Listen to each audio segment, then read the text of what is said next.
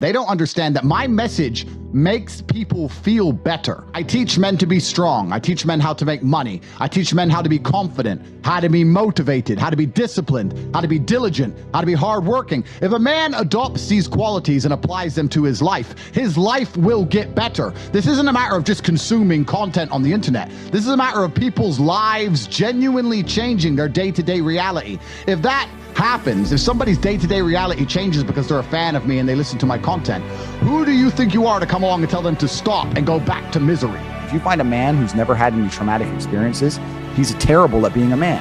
He's weak and he's soft and he'll collapse and he's never struggled. I know all the shit I went through and all the pain I had to suffer to become the man I am. And every time I meet another guy who has his life in order, it's the same story. This fucked me up, but I thought, fuck it, I'm gonna attack the world anyway. Yeah. As a man, there is no easy life. If you're looking for an easy life, you should have been a girl. You made a mistake. Yep. Your life is not about being easy. Your life is not about being happy. Your life is always going to be difficult. All of the pain you feel, all of the sadness you feel, you're supposed to feel as a man, and you have two effective binary choices. You either go through the suffering and go through the trauma and go through the hardship it takes to be a man of value, or you suffer eternity as a nobody. And being invisible, I would argue, is almost worse. You can have a very stress-free life if you work in Starbucks. You don't care about the Starbucks once you clock off. You're not at work at the time. You go home, you play video games, and you exist until you die. That's stress-free, but you have to suffer being a nobody. Alternatively, you can go out there into the world, try and implement your mark on the world, work hard, try to get rich, more money, more problems. You can try and start a business, the stress of that. You can lose your girlfriend because all you're doing is working. This is a new level of stress, a new level of trauma, but at least you'll be a somebody at the end of it. There's two ways to suffer. You either suffer to become a somebody, or you suffer as a perpetual and forever nobody. What did Napoleon say?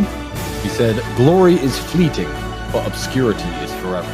Absolutely. Glory is fleeting, but obscurity is forever. And when he says fleeting, that's a really good point, because everything in life is rented, especially your glory as a man. When you have a good body, it is not a good body as complete. It's not finished. You haven't completed the task. You have rented that good physical condition. You must train every day to retain it.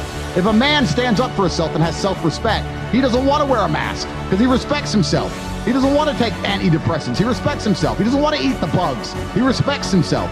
They don't want men to have self-respect. We're not allowed to have self-respect. We have to sit there and be completely empty vessels waiting for the slave programming to be plugged in, so we'll comply. That's all they want, is compliance. And that's why me, as a man who stands up and says, listen, you should become as strong as possible, you should believe in yourself, you should be motivated, and you should also try to make as much money as possible, because money is a very important weapon in the fight against slavery.